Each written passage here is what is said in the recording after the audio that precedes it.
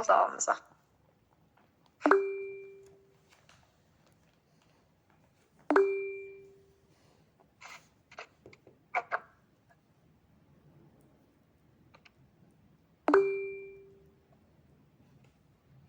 Keçən dərsine keçmişdik müəllimlər. Bullying. Aha. Bullying keçmişdik. Yox, o ödənişsiz dərsdə keçmişdik də. Yoxsa bu dərsdə keçmişdik ona? Yox, müəllimə. Keçən dərs çox güman ki, onu keçmişdik. Aha, yaxşı. Müəllimin etik qaydalarını keçmədiniz. Aha, Müəllim, bullying deyirik axı dərs. Müəllimin etik davranış qaydaları. Bullying ödənişsiz dərsimiz idi. Digər qrupda olan dərsimiz idi bullying, bəli. Onu keçdik, ondan bildim. Aha, narahat olmayın, yox. Onu da bilməkdə fayda var.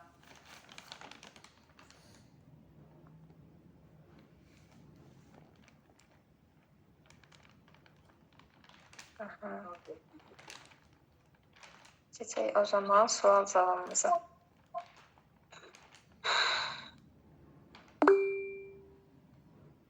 Çək və baxın kamajlar.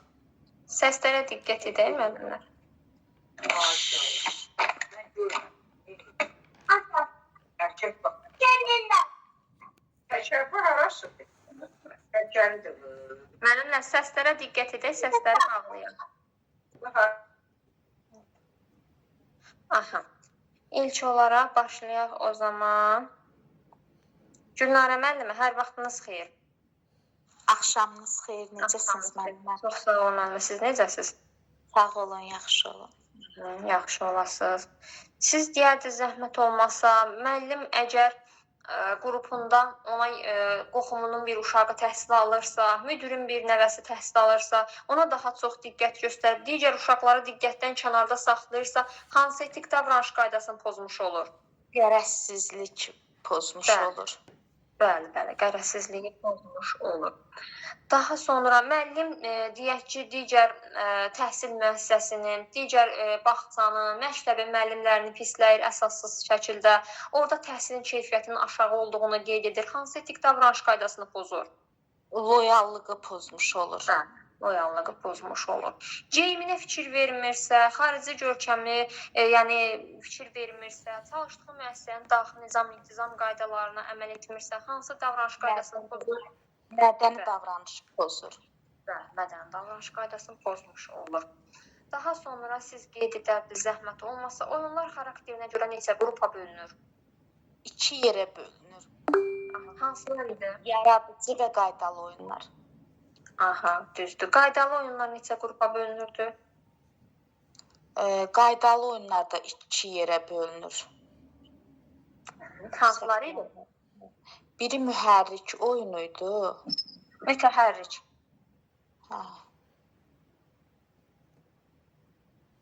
O birisini unutmuşam müəllimə, təkrarlamamışam deyə. Didaktik oyunlar. Didaktik, bəli.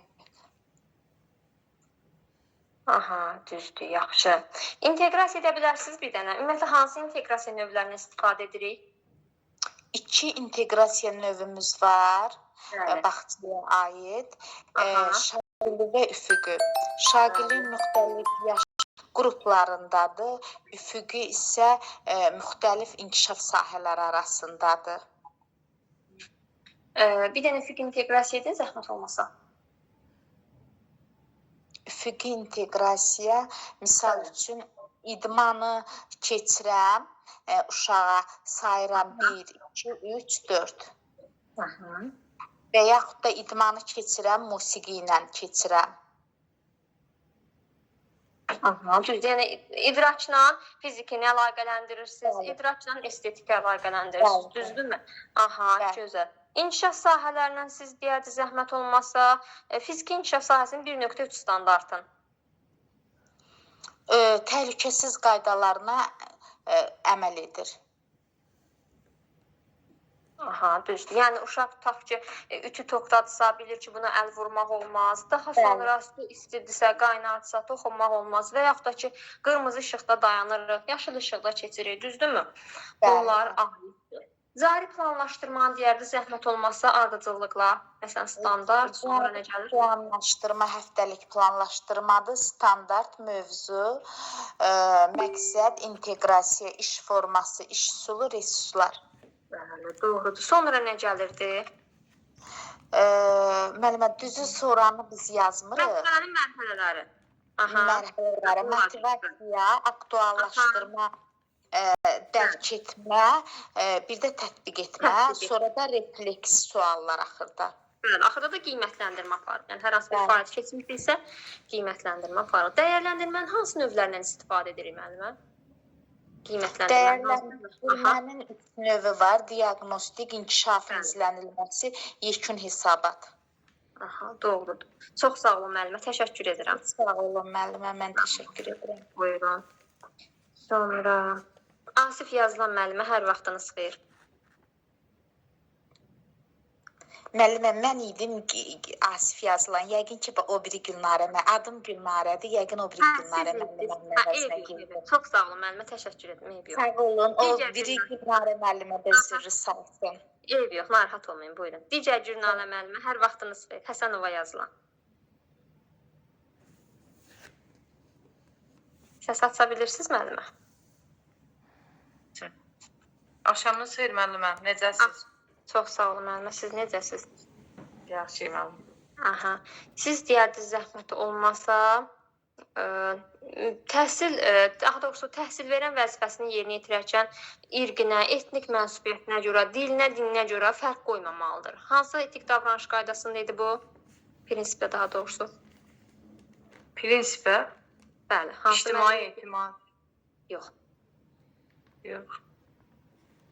Müəllim irqinə, dininə görə, mənsubiyyətinə görə fərq qoymamalıdır uşaqlar arasında.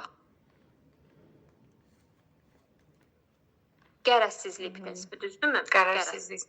Bəli, qərəzsizlik. Qərəzsizlikdir. Bəs müəllim xarici görkəmidir, geyimidir, çalışdığı müəssisənin daxili nizam-intizam qaydalarına bunlar hər biri uyğun olmalıdır. Bu hansı etik davranış qaydası idi? Mədəni davranış müəllim. Mədəni davranış. Daha sonra təhsil verən əmək funksiyalarının icrası zamanı Azərbaycan Respublikasının Konstitusiyasının tərəfdar çıxdığı beynəlxalq müqavilələrin, digər normativ hüquqi xarakterli aktların tələblərinə əməl etməlidir. Bu hansı idi? İctimai etimad müəllim. Yox, qanunçuluq idi. Qanunçuluq prinsipinə aid idi. Bəli. Siz deyərdiniz zəhmət olmasa illik planlaşdırmanı. İllik planlaşdırma müəllimə tarix, standart. Yadımdan çıxdırılır. Yox, ardıcıllıqla desək standart, məşğələ, mövzu, inteqrasiya, resurs, bir də tarixlər, düzdürmü? Aha, bir də tarixlər. Diaqnostik qiymətləndirmə nə üçün lazımdır? Nə zaman aparıq diaqnostik qiymətləndirməni? İlkin müəllimə. Uşaq bağçaya gələndə. Uşaq bağçaya gələrkən, sinifdən sinifə keçərkən biz diaqnostik qiymətləndirmədən istifadə edirik. Bəli. Daha sonra uşaq yönümlü prinsip bizə nə deyir? Uşaq yönümlü prinsipi müəllimə elə bir ki, uşaq yönümlü olmalıdır. Yəni uşağın istəyinə uyğun olmalıdır. Nəsə məşğələ keçəndə, yəni ki, elə eləməlisən ki, uşağa uyğun olmalıdır. Bəli, uşaqların meyil marağı nəzərə alınmalıdır. Meyil maraqlarını. Bəli, müəllimə. Düzdür. Biraz müəllimə mən danışanda çaşıram. Eybi yox, narahat olmayın. İnşallah yavaş-yavaş danışdıqca nitqinizdə inkişaf edəcək. Çox sağ olun müəllimə, təşəkkür edirəm. Siz də çox sağ olun müəllimə. Sağ olun, buyurun. Sonra rəsmiyə müəllimə hər vaxtınız xeyir. Axşamınız xeyir, Safra müəllimə. Siz deyərdiniz zəhmət olmasa etik davranış qaydalarından təhsil verən hər hansı bir deyək ki, etik davranış qaydasını pozduğu halda onu tez aradan qaldırmalıdır. Bu hansına idi? Nəsə bir qayda pozubsa tez ictimai etimadı qorumalıdır. Hansına idi? Mədəni davranış. Yox, ictimai etimada aiddir bu. Təhsil verən öz adını, şərəf ləyaqətini uca tutmağa borcludur. Daha sonra ictimai etimadın bərpası üçün tədbirlər görməlidir. Bu ictimai etimada aid idi. Davranış pozan zaman onu təzədən bərpa etməyə çalışmalıdır. Təhsil verən insanların hüquq azadlıqlarını, qanun maraqlarını pozan, onların şərəf ləyaqətini, işgüzar nüfuzunu müəyyən etməyə qərarlar qəbul etməməli və hərəkətə yol verməməlidir. Bu hansına aid idi? Hansına aid Bu idi? mədən davranış, mədən Yox. loyallıqda, müəllimə loyallıqdır. Yox. İnsanların hüquq, azadlığı, qanun maraqlarıdır, şərəf ləyaqətdir. Bax, qeyd etmişdik axı, peşəkar fərdi məsuliyyətlə konfidensiallıq burada birləşib. Yəni, insanların hüquq azadlığıdır, şərəf ləyaqətinə, işgüzar nüfuzuna hörmətdə birləşib bunlar. Aydındırmı? Yəni, desək ki, müəllim daha doğrusu valideyn bir ailəsinə problem var, müəllimlə bölüşür, müəllim gəlib digər yoldaşlarla onu bölüşürsə, hansı prinsipi pozmuş olacaq? Konfidensiallıq elə bu insan hüquq azadlıqlarına, şərəf ləyaqətinə, işgüzar nüfuzuna hörmət. Bəli, ad dəyişilir, qıvrılıb, yenidir üzrə, bəli, buna aiddir. Düzdür. Meyyar cədvəlinin hansı dəyərləndirmədə istifadə edirik? İnkişafın izlənilməsində istifadə edirik. Aha. Yerinə yetirir, qismən yerinə yetirir və yerinə yetirmir. Bəli. Bəs üsulları nə idi onun şəxsi inkişafını izlənmə mexanizmləri, üsulları da adlanır? Hansılar idi onlar? Müşahidə, müsahibə, şifahi sorğu idi, fəaliyyət məhsullarının təhlili və portfolio idi. Bəli. Bullyingdən verilmiş sual müəllimə. Bəli, verin. Verindi, yadımda qalandan deyə bilərəm. Dərsdə olmuşdur? Bəli, qulaq asmışam. Gözəl, lap yaxşı. Deyək ki, uşaq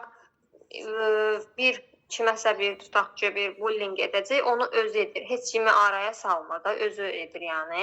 O zaman hansı bullying növündən istifadə etmiş olur? Təkcə özü edir bullyingi. Ancaq vasitəsiz. Vasitəsiz burada. Ancaq özü. Düzdür. Tutaq ki, uşaqlar yığışıb harasa gedəcək, amma bir sinif yoldaşların, qrup yoldaşların özlərini uzaqlaşdırırlar, onunla söhbət etmirlər, ondan aralı gəzirlər. Bu zaman hansı bullying növündən istifadə olunur?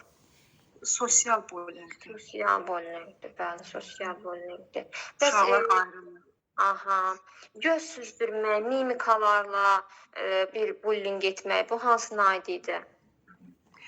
Bu da verbal, sözsüzdür, qeyri-verbal. Aha, qeyri-verbal aiddir. Düzdür müəllimə, qeyri-verbal. Jestlərlə. Aha, qeyri-verbala aiddir.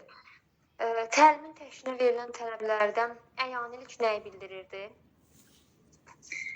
Əyanilik uşağın öyrənməyə olan marağını stimullaşdırır. Buradan keyfiyyət mənimsənilməsi üçün öyrəncilərin keyfiyyətli olması üçün şərait yaradır.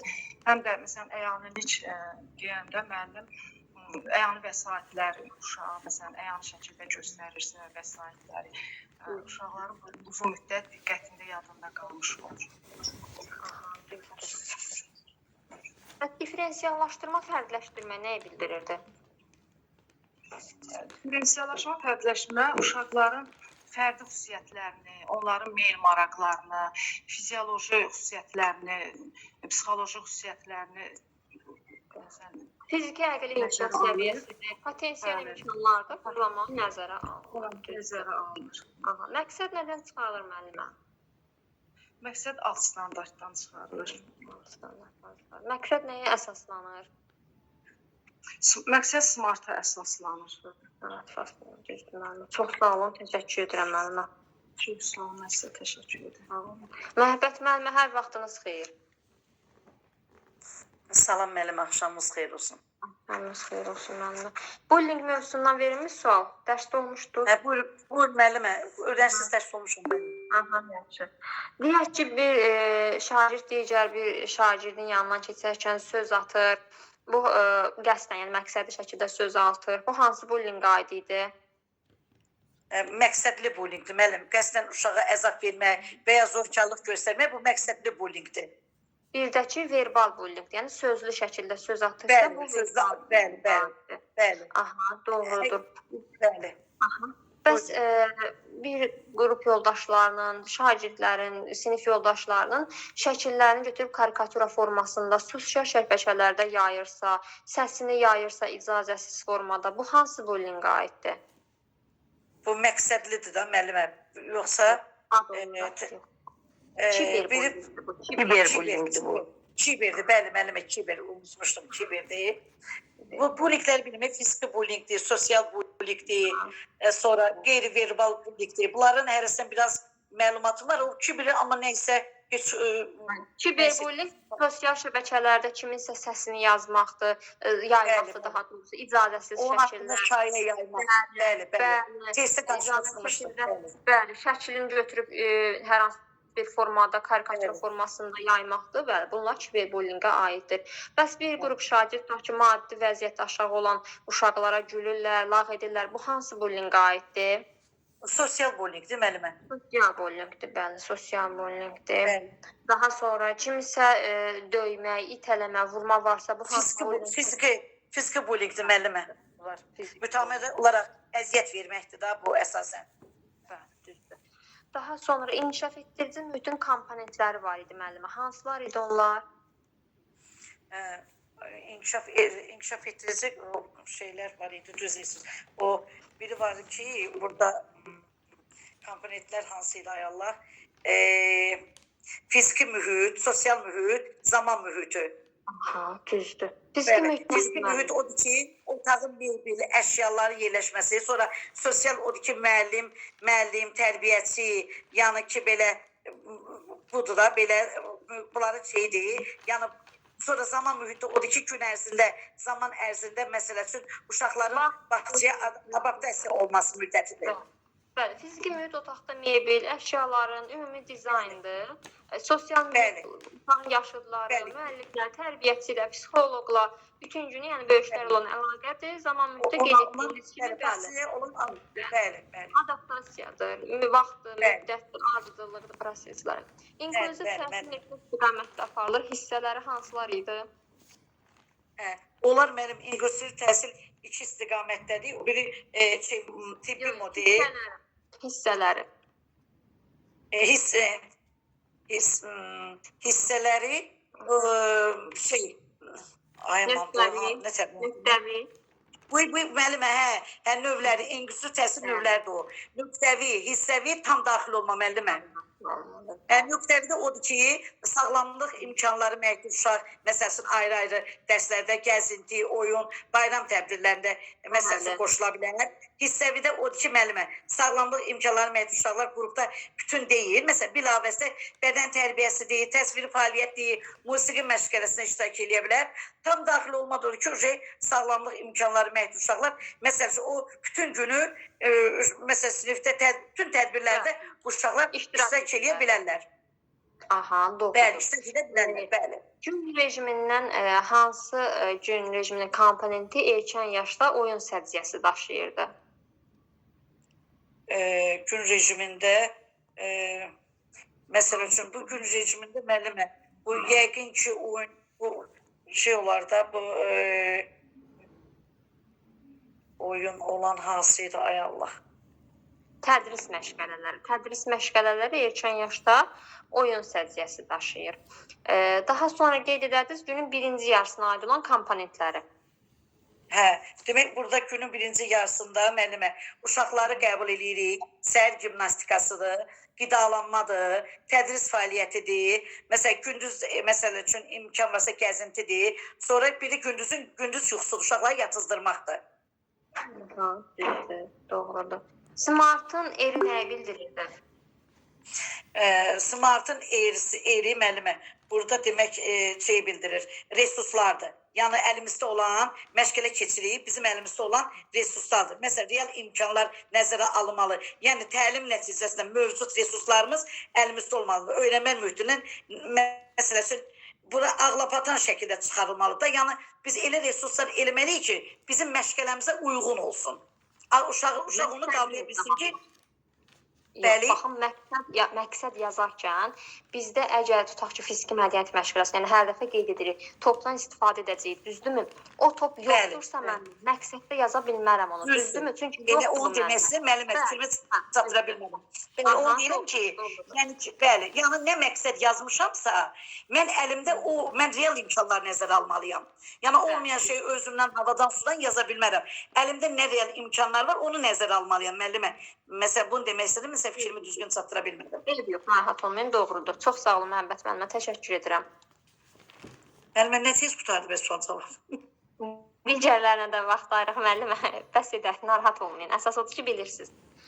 Heyran müəllimə, hər vaxtınız xeyir. Salam müəllimə, axşamınız xeyir. Sağ olun, hər vaxtınız xeyir. Zəhmət olmasa siz deyərdiniz günün ikinci yarısına aid olan komponentləri.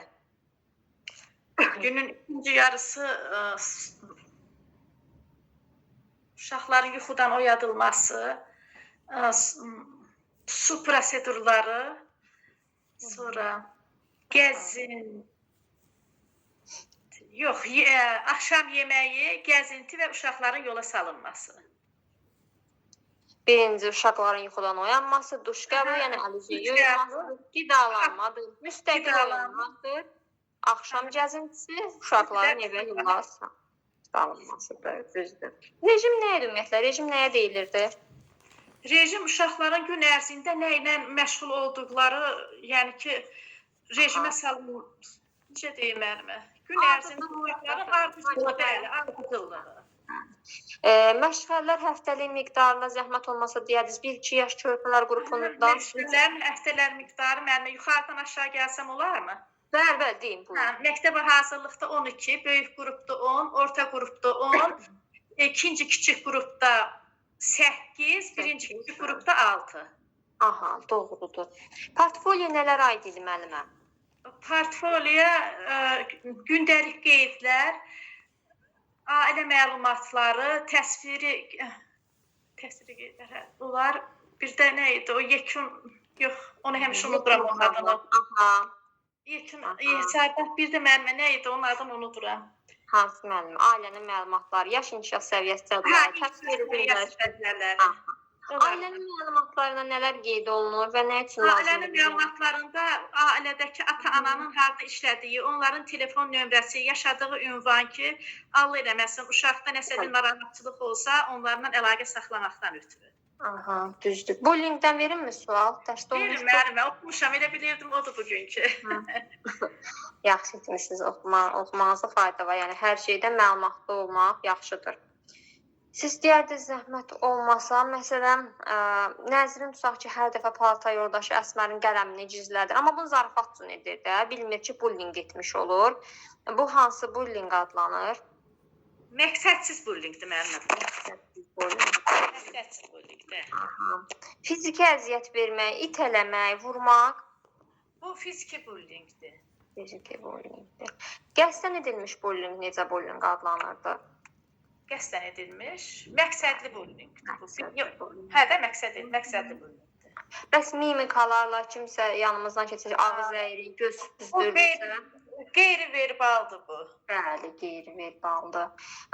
Bəs araya 3-cü, 4-cü şəxsdə qoşuluqsa, tutaq deyirəm, sinif yoldaşım kimsə gələcək, ondan danışmayın. Vasitəli bullying. Vasitəli bullying. Düzdür, müəllimə, düzdür.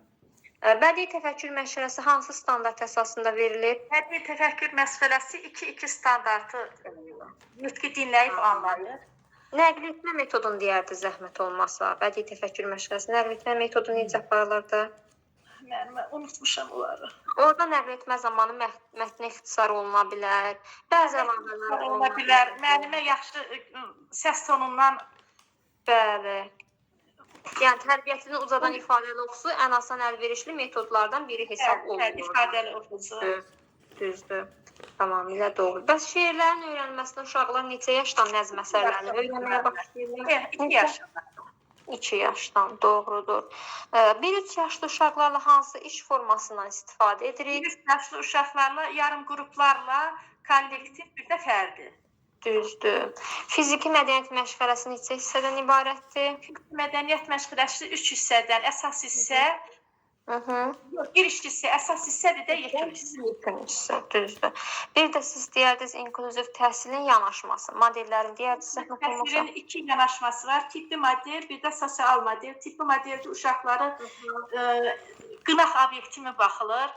Ancaq sosial modeldə inklüziya, yəni uşaqlara qınaq obyekti kimi baxılmır. Uşaqlar normal uşaqlarla, tipik uşaqlarla bir yerdə təhsil almalıdır. Onlar qiymət, yəni uşağın dəyəri onun uşağın dəyəri. Sosial modellər düz deyirsə, yəni uşaqları da, yəni inklüziv olan insanlar da cəmiyyətin bir üzvüdür, onlar da təhsil almaq hüququ var, onların da işləmək hüququ var, düzdür. Tibbi modeldə amma deyilir ki, onlar yalnız xüsusi müəssisələrdə təhsil almalıdırlar, cəmiyyətdən bir növ təcrid edirlər onları. Bu tibbi modelə aiddir. Çox sağ olun müəllimə, təşəkkür edirəm. Çox sağ olun müəllimə, siz sağ olun. Afət müəllimə, hər vaxtınız xeyir.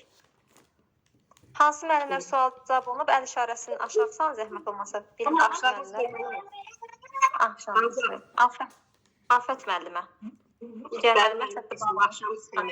Axşamınız müəllimə, hər vaxtınız xeyir.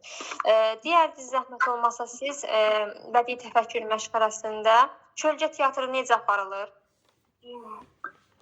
Kölgə teatrı, kölgə teatrı bilirmi, pərdə arkasından yapılmış. Bəli. Yəni insan, heyvan, əmək, məişət, bitki, yəni bunlar təsvir olunan qalın karton sülyetlərin köməyi ilə bədii əsərlərin səhnələşdirilməsi kölgə teatrı adlanır və sülyetlər qara rənglə rənglənir. Yəni ağ rənglə proyekt edilir. Bəs illüstrasiyalara baxış necə istiqamətdə aparılır? Keçən dərsdə də qeyd etmişdim. İllüstrasiyalara baxış əyarlı formada edilir. Yəni ki, orada əyarlı məsafələrdən istifadə olunur müəllimə. Bədii təfəkkür məşğələsində. Necə istiqamətdə aparılırdı? Necə aparılırdı onlar? İki istiqamətdə. Bəli. Hansılar idi onlar? Müəllimə bilirdim, yadımdan çıxıb əşyalı əsassız verir, yoxsa? Yox. Baxın, ya birinci hissədə biz mətndən kiçik bir hissə oxuyuruq, daha sonra şəkillər göstəririk həmin hissə ilə bağlı və yaxud da ki, mətni tam formada yekunlaşdırırıq, oxuyub bitiririk, sonra şəkilləri göstəririk. Bu da olur, yəni illüstrasiyalara baxış iki istiqamətdə aparılır. Birincidə mətndən qısa bir hissə oxuyub, həmin ora aid olan şəkilləri göstərir uşaqlara, digərində tam oxuyub bitirib şəkilləri hamısının ardıcıllıqla göstəririk. Müəllim əgər hər hansı bir bağçanın, məktəbin müəllimlərini pisləyirsə, orada dərsin keyfiyyətinin çox aşağı olduğunu qeyd edirsə, hansı prinsipi pozmuş olur? Loyallıq müəllimə. Düzdür. Daha sonra iradlara, tənqidlərə açıq olmalıdır. Yəni hər hansı bir fikirlərə hörmətlə yanaşmalıdır. Bir dözümlülük nümayiş etdirilməlidir. Hansı davranış qaydasına aid? Tutaq ki, bir açıq dərsdədir, müəllim, digər müəllim hər hansı bir iradını bildirir dərslə bağlı. Mədəni davranış aiddir. Bəli, mədəni davranış aiddir. Bəs başqa bir irqdənmi, dindən mi deyə qrupumuzda uşaq var, müəllim ona daha az diqqət göstərir, digərlərlə Gərəsiz. Arzisiz eləmir. Bəli, tamamilə doğrudur. Siz deyərdiniz, zəhmət olmazsa, qiymətləndirmədə dövrü müşahidə necə aparılırdı? Dövrü müşahidədə iki müşahidə var. Dövrü müşahidə, göndəri müşahidə. Dövrü müşahidədə əmək fəaliyyətlərdən istifadə olunur. Belə yatan bir fikrim anlada bilir. Oyun, təlim, əmək fəaliyyəti zamanı aparılır. Oyun, əmək. Bəs fəaliyyət məhsullarının təhlili nədən ibarətdir? Fəaliyyət məhsulları təhlili şeydir da, portfolyoda olmalı məlumat. Portfolyodadır o. Yox. Uşaqlarla bir məhsullar fəaliyyətin yapma, quraşdırma, yüzdə görülür. Nəticələrlə qiymətləndirilir buradan. Bəli, düzdür. Portfolyo nələrə aid idi bəs? Portfolyo nələrə aid idi? Portfolyo təsvir vəzirləri, iş nümunələri, ailə məlumatları, bir də yaşayan səviyyəti cədvəlləridir. Bəli. İnteqrasiyanın hansı növlərlə istifadə edirik?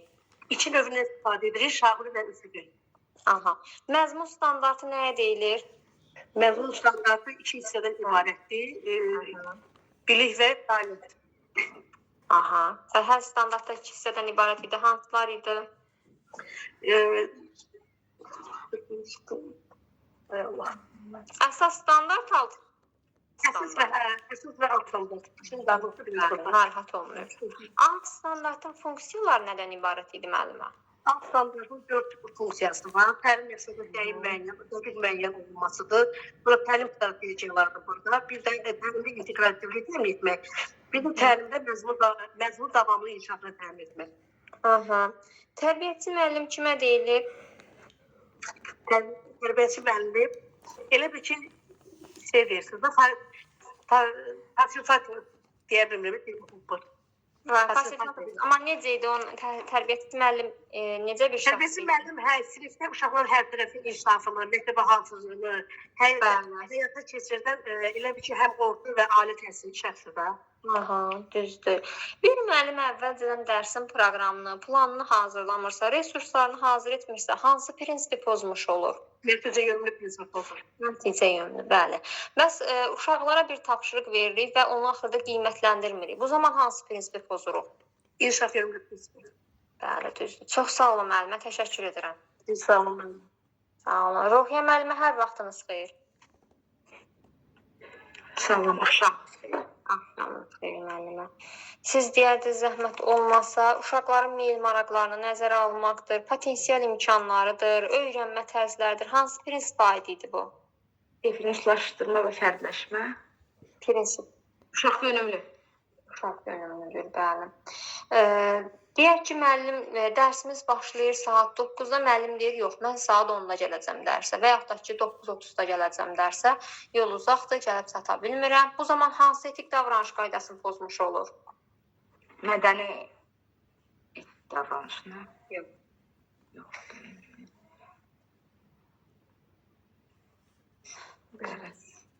Qanun. Qanunçuluğu pozmuş olur. Bəs deyək ki, dərsimiz bitib, artıq evə gedirik, uşaqlardan birinin halı pisləşir, qalırıq, ona kömək edirik, yanında oluruq, evə getməyinə köməyini göstəririk. Bu hansı etik davranış qaydasıdır? Vicdanlılıq. Vicdanlıqdır, bəli, düzdür. Savad təlimi hansı standart əsasında verilir? Savad təlimi, idrak. Düzdür, 2.2 standart əsasında verilir. Siz deyərdiniz, zəhmət olmasa, ELKO-nun oxu təlimini neçə hissədən ibarət idi deyir? Yəni, ELKO neçə hissəyə ayırmışdı onları oxu təlimi? Neçə mərhələdən ibarət idi? Yadımdan çox bilmirəm. 3 mərhələdən ibarət idi. Bəli, sözlərin sinsi təhlilini, sait fonemlər sisteminə bələdləşmə, samit fonemlərə bələdləşmə, bəli, savad təliminə idi sualım. Daha sonra savad təlimi neçə yaşdan başlanır? Necə sual başa düşmədim. Savad təlimi neçə yaşdan başlanır? 5-6 yaşdan. Məktəbə hazırlıq qrupundan. 5 yaşdan, 5-6 yox, 5 yaşdan başlanır. 6 yaşdan oxu təlimidir. Konfliktlərin həlli zamanı nələrə diqqət etməliyik? Konfliktlərin həlli zamanı uşaqların nəyinə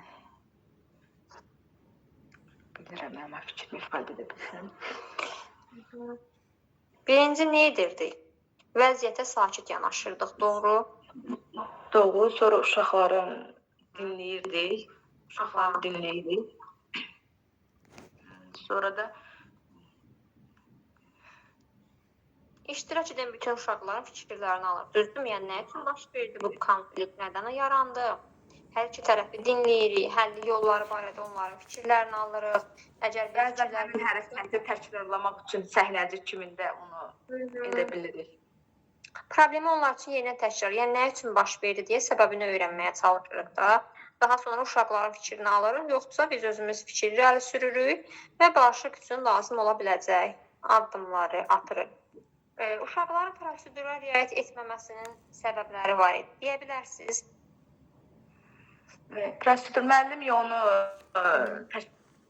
təkrarlatmayıb daha çox uşaqları, o yüzden onu yadda saxlamayıblar. Sonra biri nə idi? Prosedurun nədən ibarət olduğunu öyrətməyib, düzdürmü? Necə riayət etmək lazım olduğunu öyrətməyib, vaxt sərf etməyib. Vaxt sərf etməyib. Gözlənti nə idi müəllimə? Gözlənti. Müəllimənin uşaqlardan gözləntisi də, yəni daha yüksək gözlənti. Davranışının fəaliyyətinin necə olması barədə ötürdüyü bir mesajdır. Neçə cür gözlənti var idi? Biləmirəmsə 2 cür gözlənti var idi. Bəli, müsbət və mənfi gözlənti. Sonra siz deyərdiniz, normal iş şəraiti ilə təmin olunmaq. Təhsil verənin hüququdur. İxtisasını artırmaq, sertifikasiyadan keçmək. Təhsil verənin vəzifəsi. Uşaqların hüquqlarını müdafiə etmək. Təhsil verənin hüquq vəzifəsi. Valideynin hüququdur. Valideynin uşaqların. Sonra keyfiyyətli qida ilə təmin olunmaq. Uşaqların hüququdur. Uşaqların hüququ. Çox sağ olun müəllimə, təşəkkür edirəm. Daha sonra Aynur müəllimə hər vaxtınız xeyir. Axşamınız xeyir müəllimə. Axşamınız xeyir müəllimə. Siz deyərdiniz, zəhmət olmasa, qrupumuzda tutaq ki, uşağın bir valideynin imkanı çox yaxşıdır, ona görə biz ona çox daha diqqət göstəririk və yaxud da ki, müəlliməyə tez-tez hədiyyələr gətirdik, ona çox diqqət göstəririk. Bu zaman hansı prinsipi pozmuş oluruq biz? Deməli, prinsip yoxsa Etik davranış qaydası. qərərsiz. Qərəzsizlik, bəli. Sonra siz deyərdiniz, müəllim öz görkəminə fikir vermirsə, xarici görünüşünə fikir vermirsə, iradlara, tənqidlərə açıq deyilsə, dözümlük nümayiş elətdirmirsə, hansı prinsipi pozmuş olur? Mədəni davranış. Mədəni davranış. Deyək ki, müəllim gedir işə qəbula və gəlir deyir ki, yox, burada heç imtahanla deyil, pul verib keçmək olur, əsassız formada danışırsa, hansı prinsipi, etik davranış qaydasını pozmuş olur? Loyallıq. Loyallığı pozmuş olur. 3-6 yaşlı uşaqlarla hansı iş üsulundan istifadə edirik? Fərdi, kollektiv, qruplar. İş üsulu. İş üsulu. Fikrim başqa yerdədir. Buyurun. Deməli, iş üsulu. Beynim getdi. İş üsulu. Əqli hücum. Əqli hücum. Əqli hücum, tapmaca, klaster, sonra müzakirə, sonra problemli vəziyyət. Müzakirə necə aparılırdı? Vay. Məsələn, mövzu ətrafında. Müzakirə, deməli, müzakirə mövzu ətrafında aparılır. Orada da fikirlər, orada inandırıcı nitq olur. Açıq suallar olur, qapalı suallar olmur. Sonra Sual verib uşağa burada nə baş verdi, nə üçün bu cür baş verdi, başqa cür necə ola bilərdi? Orada uşaq öz təəssüratlarını bildirir də, uşaq orada təkliflər irəli sürür, problemlə bağlı. Məsələn, orada ünsiyyət, kommunikativ ünsiyyət da uşaqda bacarıqlar. Nağıl etmə bəs necə aparılır? Düzdür. Nağıl etmə necə aparılır bəs? Müəllimənin məlumat, daha doğrusu müəllimə tərəfindən uşaq ötürülür. Orada uşağın deməli dinləmə bacarığı formalaşır. 10-15 dəqiqə müddət ərzində aparılır. Yəni orada ardıcıllıq olur, ardıcıllıq gözlənməlidir. Orada süjetli şəkillərdən, əyani vəsaitlərdən istifadə olunur. Belə. Yəni İnklüziv təhsilin yanaşma vardı. İnklüziv təhsilin yanaşması, tibbi yanaşma, sosial yanaşma. Düz dedim mən. Hə, tibbi yanaşma, yəni uşağın qüsurlu olmasıdır. Yəni uşağa orada damğa vurmaqdır. Məsələn, sonra uşağı cəmiyyətdən kənarlaşdırmadır. Amma sosial model isə yəni uşaq hər bir məsələn fəaliyyətlərdə olur. Yəni uşağa heç bir maneələr qoyulmur da. Yəni o uşağa İnsanlıq hüququ var həmçəsin, düzdür. İşləmək hüququ vardır. bəli, Bunlar hamısı birgəlik, hansı modelə aiddir? birgə olur Sosial uşaq. modelə aiddir. Aha. Siz deyərdiniz, zəhmət olmasın. Sən əgər tutaq ki, oyuncaqları sərgiyə salırsa, hər hansı cüşədə həmin materialları sərgiyə salırsa, Aha. Əgər o uşaq səliqəyə salırsa, aiddir. Gülə standart olaraq hansına aiddir? İnşaat sahələrinə. mənə səs getdi, başa düşmədim. Zəhmət olmasa. Deyirəm ki, gəlirmi səsində? Bəli, bəli, bəli. Necə? Baxın, uşaq əgər tək başına və ya da ki, kollektiv şəkildə iş görülür, hər hansı cüşədə materiallar sərgiyə salınır, güllər sulanır, oyuncaqlar yaşlaşsa hansı standarta aiddir? Bu deməli 3 estetik sadə əmək bacarıqları nümayiş etdirir də uşaq. 3.2. Hə.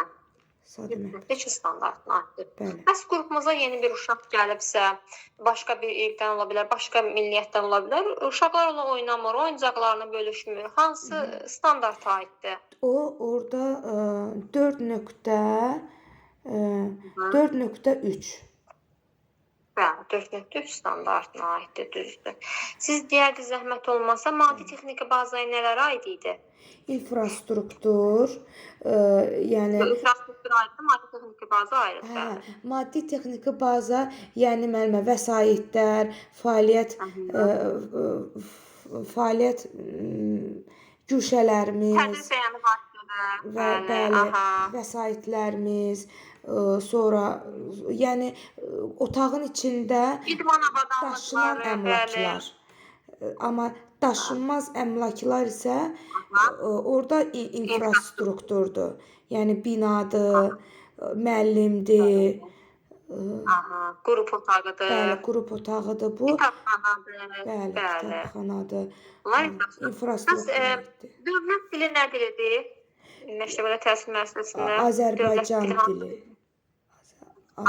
Bəs nə zaman başqa dillərdə aparıla bilər? Nə zaman ehtiyac duyularsa, məsələn, əlavə biz uşaqların Baxın, əgər Azərbaycan dilini öyrətmək şərti ilə təhsil haqqında Azərbaycan Respublikasının qanununa uyğun olaraq başqa dillərdə aparıla bilər, amma Azərbaycan dilini öyrətmək şərti ilə.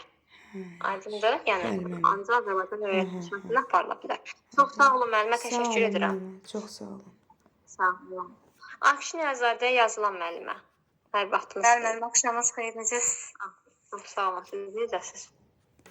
Sağ olun, müəllim, mən biraz üzrlüsən, gec qoşuldum. Hansı dərsi keçdiniz? Bir əvvəlcə onu öyrənim. Vygotsky Piaget nəzəriyyələri keçdik. Çox gözəl. Əqli hücumu deyək. Buyurun, bax. Əqli hücum necə aparılır? Müəllim, əqli hücum burada uşaqların ideyaları toplanır. Yəni hər bir uşaq bir ideya verə bilər və o toplanır, nəticə etibarilə ortaya bir nəticə. Yəni düz olsa da, səhv olsa da müəllimə o məlumatları toplayır uşaqdan və düz olmasa belə özü yönləndirici ilə, nəsə bir fərqli bir yolla, yəni düz olanı çatdırır da uşağa. Aparıcı pedaqoji qabiliyyətlər hansılardır?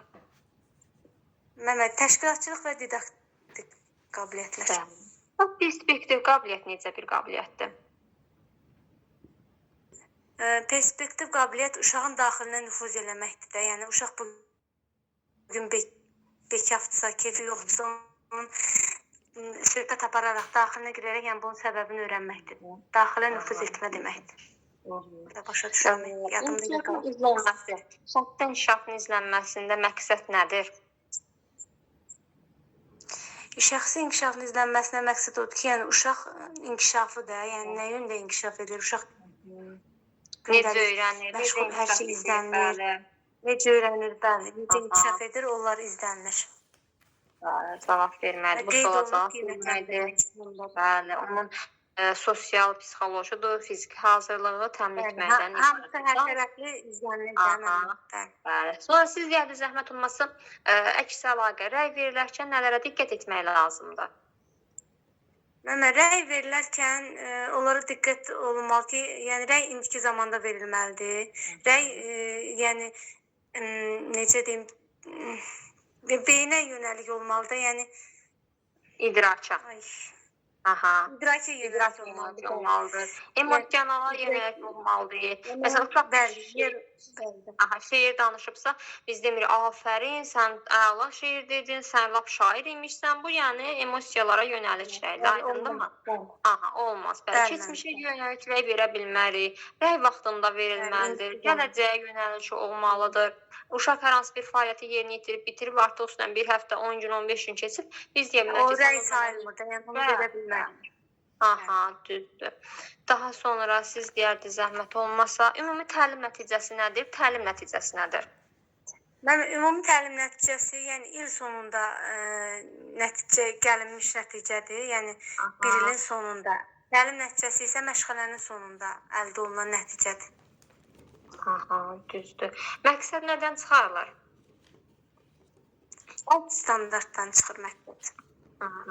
Smartın S-i nəyi bildirirdi? Smartın S-i spesifik olmağını bildirir də. Yəni necə deyim? Yəni dəqiqliyin bildirir də. Seçdiyimiz məqsədin aydın, spesifik olmağıdır. Yəni məqsədimiz dəqiq olmalıdır. Nümunə deyə bilərsiniz? Fiziki hərəkətləri yerinə yetir. Hansı fiziki hərəkətlər? Məsələn, topla oynamaq və ya atdan tullanmaq, ipdən tullanmaq. Yəni dəqiq bildirməliyik ki, biz nəyi yazırıq, məqsədimiz nədir? Düzdür, tamamilə doğrudur. Siz deyərdiniz zəhmət olmasa, şeirlərin öyrənilməsində uşaqlar neçə yaşdan nəzm əsərlərini öyrənməyə başlayırlar? 2 yaşından, mənim 2 yaşından. Aha. Fiziki mədəniyyət məşğələsinin hansı hissəsində uşaqlar yaranmış həyəcanlı vəziyyətdən çıxardırıq? Yəni xaotik yerişdən istifadə edirik. Yekun hissədə. Düzdür. Sensor mədəniyyət kim tərəfindən elmə gətirilib? Montessori tərəfindən elmə gətirilmişdir. Yəni hiss üzvləri ilə qavrama, hiss Sistematik üzvlərindən məşq söhbət gedir. Bəli, bəli. Aha. Öyrət, məşq et, möhkəmləndir. Hansı məşğələ idarə etmə mexanizminə aiddir? Prosedur. Prosedur. Konfliktlərin təhlili zamanı nələrə diqqət edirik? Konfliktlərin təhlili zamanı həmin vəziyyətin təkrar olunması, yəni uşaq həmin vəziyyəti təkrar edir ki, yəni vəziyyət necə baş verib. Həmin uşaqlarda vəziyyət haqqında məlumat almaq, qarşı tərəfləri bir-birinin hər ikisini dinləmək, sonra həlli üçün yollar axtarmaq. Yəni Fikir bildirir uşaqların fikri yoxsa biz özümüzdən fikir deyirik ki, barışıq üçün lazım ola biləcək addımlar atırıq, düzdürmü? Aha. İnteqrasiyanın hansı növlərindən istifadə edirik? İnteqrasiyanın 2 növündən şaquli və üfüqi inteqrasiyadan istifadə edirik. Üfüqi inteqrasiya edə bilərsiniz, bənə zəhmət olmasa. Üfüqi inteqrasiya odur ki, yəni eyni yaşda və müxtəlif inkişaf sahələri arasında olur. Məsələn, mən 5 dairəsində riyazi əməl yerinə yetirirəmsə, 3 dairəsinə inteqrasiya eləyə bilərəm də. Məsələn, uşaqlar keçən biz daha doğrusu yox, qarışdırdım. Eyni yaş, müxtəlif inkişaf sahəsi. Mən məsələn 3 dairəsində riyazi əməl keçirirəmsə, estetika inteqrasiya eləyərək 3 yarpağı rəngləmə verə bilərəm. Bəli, düzdür, tamamilə doğrudur. Çox sağ olun müəllimə, təşəkkür edirəm. Sağ olun müəllimə, siz sağ olun. Sağ olun. İlahə müəllimə, hər vaxtınız xeyir. Axşamınız xeyir müəllim. Axşamınız xeyir müəllimə. Sensor təcrübə neçə yaş əhatə edir müəllimə? Sensor təcrübə Bəli. tam dəqiq bilmirəm, amma yəqin ki bu təcrübə deyirsə yəqin ki 3-4 yaşdan başlayır. Yox, sensor təcrübə əşyəvi manipulyattiv dövrdür. 0-2 yaşa qədərdir. Bəli, tək oyun dönəmidir. Uşaq bəşdir, yumuşaq materiallara toxunaraq kəşf edir. Alt standartın funksiyalarını deyərdiniz zəhmət olmasa. alt standart funksiyaları interaktivliyi təmin edir, məqsədin düzgün çıxarılması, sonra dəqiq müəyyən olunması, bir də Məzmunun davamlı inkişafı. məzmunun davamlı inkişafı. Məzmun standartı bəs nədir müəllimə? Məzmun standartı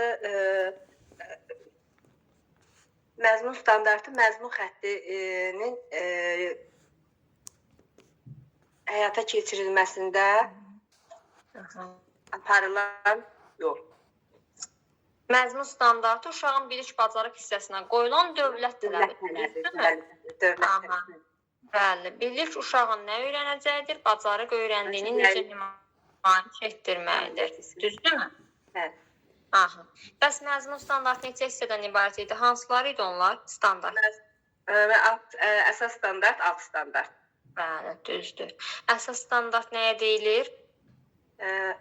Əsas standart məzmun xəttinə bağlı olur. Alt standart isə əsas standartla əlaqəli olur. Yəni onun necə yerinə yetirəcəyini bildirir. Aha. Vak öyrənmə tərzi hansı didaktik prinsipə aiddir? Uşaq yönümlülükdə orada ardual, kinestik, Bəli.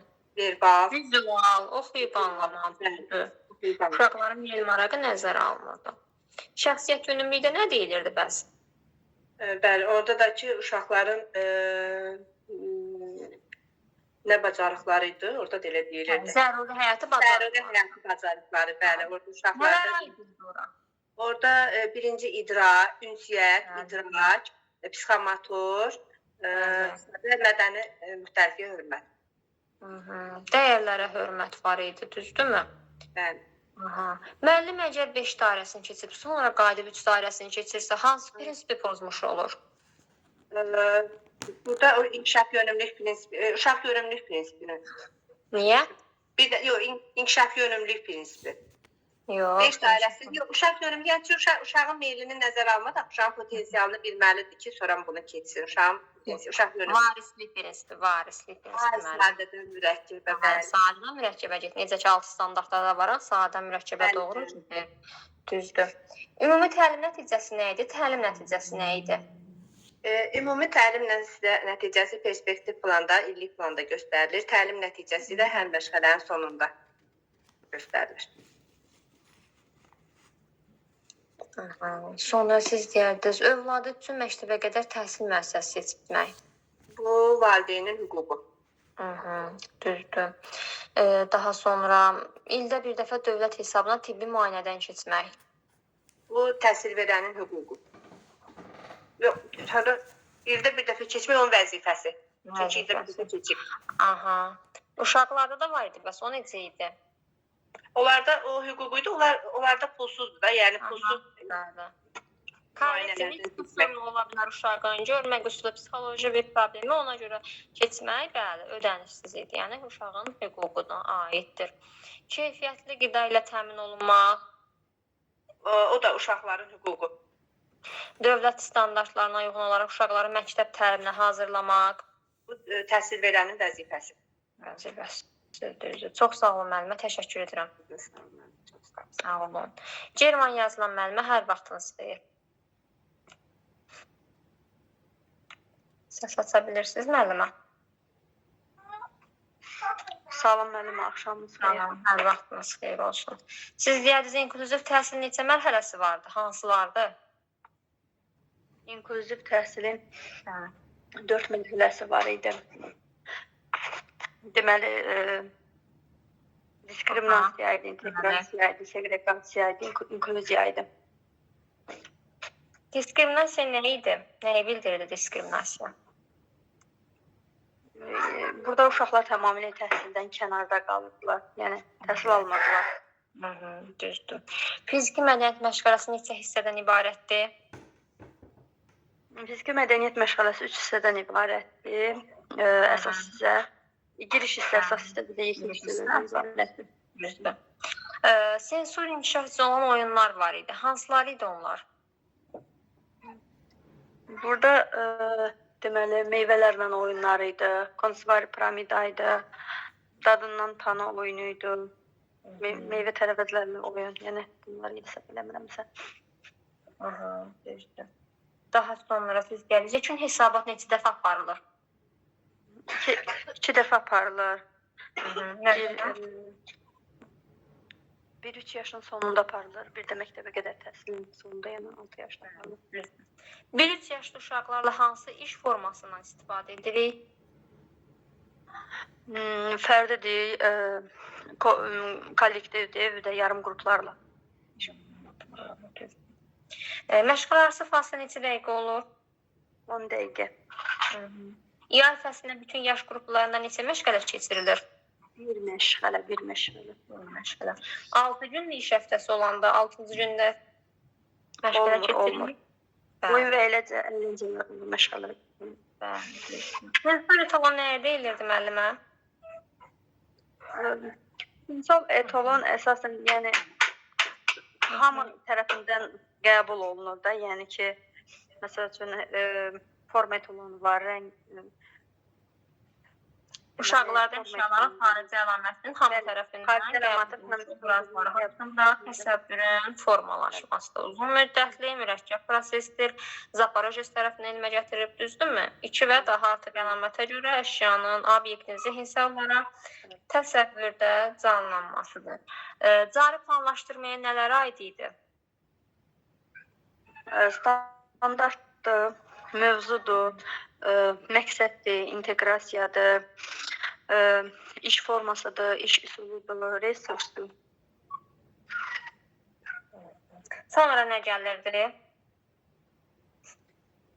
Məşğələnin mərhələləri gəlir, aktuallaşdırma və yaxud motivasiya, dərk etmə, bir də ki, tətbiq etmə. Uşaq dövlət rəmzlərini tanıyırsa, adət ənənə haqqında məlumatlısa, hansı səriştəyə aiddir? Milli kimliyin dərki. Milli kimliyin dərki. Rəqəmsal savadlığla informasiya savadlığın fərqi nədən ibarət idi? Rəqəmsal savadlılıqda, yəni ki, burada İKT-dən istifadə olunur, yəni ki, informasiya kommunikasiya texnologiyalarından. Amma informasiyada, yəni informasiya alınır da, istər bura kitabda ola bilər, hər hansı, məsəl üçün. Baxın, rəqəmsal savadlıqda uşaq bilir ki, planşet nədir, telefon nədir, televizor nədir, bunların hər birini ayırt edir. İnformasiyada isə onlardan bir informasiya alırsa, bu informasiya savadlığı adlanır. Aydındır mı müəllimə? Hər bir şey uşaqlar üçün yəni bir informasiya mənbəyidir. İstər tərbiyəçi müəllim də olsun, uşaqlar da olsun. O artıq inkişaf etdirici müddədir. Siz dediyiniz inkişaf etdirici müddədir. Biz səriştələrdən danışırıqsa, bəli, burada rəqəmsal savadlığın, informasiya savadlığının fərqi qeyd etdiyimiz kimi, rəqəmsal savadlıqda uşaq planşeti, televizoru, telefonu hər birini ayırt edir, tanıyır. İnformasiya savadlığında isə artıq oradan bir informasiya əldə edir, məlumat əldə edir. Aydındır mı? Bunlara aiddir. Sonra siz deyərdiniz, fərdi iş formasının mənfi xüsusiyyəti nədən ibarətdir? Fərdi iş formasının mənfi xüsusiyyəti ondan ibarətdir ki, yəni burada vaxt çatışmamazlığı olur, yəni ki, burada uşaqların hər birisi ilə yəni fərdi məşğul olmaq olmur da, yəni vaxt baxımından. Düzdür. Çox sağ olun müəllimə, təşəkkür edirəm. Tamam. Mehriban müəllimə hər vaxtınız xeyir. Axşamınız xeyir müəllimə. Siz deyirsiniz zəhmət olmasa, cütlərlə iş formasının açar sözləri nədən ibarət idi? Cütlərlə iş formasının açar sözü. Ümumiyyətlə, nə idi cütlərlə iş forması? Necə idi deyərdiniz, zəhmət olmasa? Hər hansı bir problemi, məsələn, 2 uşaq birlikdə həll edirlər. Ən yaxın əməkdaşlıq var, düzdürmü? Bir-birinə sözü varsa, ən yaxın əməkdaşlıq varsa, biz burada götürdük cütlərlə iş formasını, düzdürmü? Yəni, sual kimi qarşınıza da çıxanda, bilin ki, bir-birinə sözü ən yaxın əməkdaşlıq varsa, bu cütlərlə iş formasına aiddir. Daha sonra burada mənfi xüsusiyyət nədən ibarət idi? Deyə bilərsiniz? Əvvəlcədən olan, onlar arasında olan əvvəlcədən olan konfliktdir. Bu da mənfi xüsusiyyət kimi qeyd olunur. Bəs kollektiv iş formasının mənfi xüsusiyyəti nədən ibarətdir? Hər hansı bir problemi kollektiv şəkildə həll edir uşaqlar. Mənfi xüsusiyyət nədən ibarətdir orada?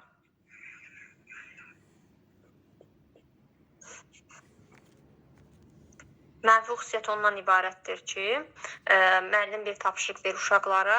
Əgər daha sevinç, daha cəld olan uşaqlar ön planda olur, tez bitirir işi.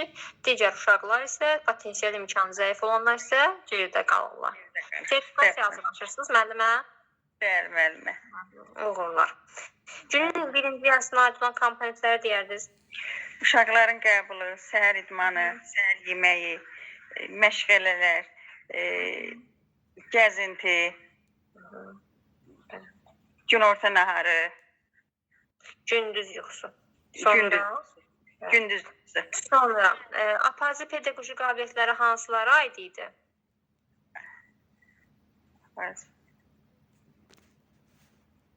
Müəllim aparıcı pedaqoji qabiliyyətləri hansılardır? İpucu verərdiniz müəllimə. Didaktik qabiliyyət, Didaktik qabiliyyət, təşkilatçılıq qabiliyyəti, ikisi aparıcı pedaqoji qabiliyyətdir. bəli, müəllimə. Daha sonra təhsil verən vəzifəsini yerinə yetirərkən irqinə, dininə, mənsubiyyətinə görə uşaqlar arasında fərq qoymamalı təhsil alanlar arasında. Bu hansı etik davranış qaydasına aiddir? Qərəzsizlik. Qərəzsizliyə aiddir, bəli, düzdür. Daha sonra deyərdiniz, inklüziv təhsilin neçə yanaşması vardır? İnklusiv təhsilin 3 yanaşması. Yanaşma, model. 2. Tibbi model, sosial model.